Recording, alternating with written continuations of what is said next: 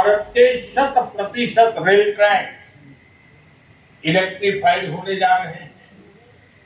यानी कुछ ही वर्षों में भारत की सारी ट्रेनें सिर्फ बिजली से चला करेगी।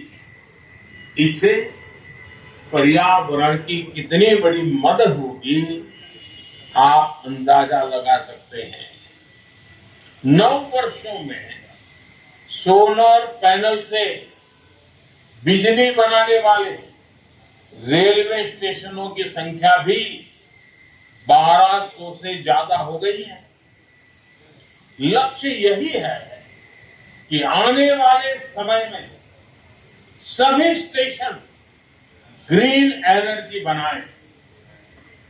हमारी ट्रेनों के करीब 70,000 डिब्बे, 70,000 कोचेज में एलईडी लाइट्स लगाई जाती है।